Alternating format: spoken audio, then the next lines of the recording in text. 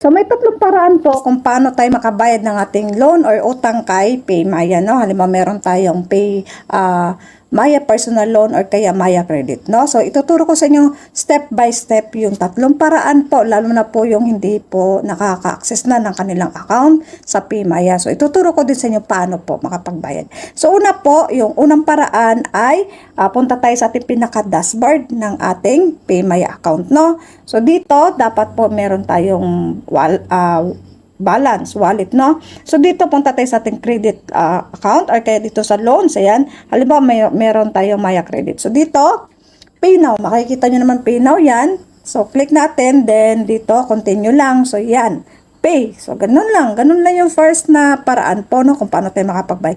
Yung pangalawang paraan po, halimbawa po ay hindi tayo halimbawa hindi na natin ma-access yung ating PayMaya account kasi nga nawala yung cellphone o kaya ay nawala yung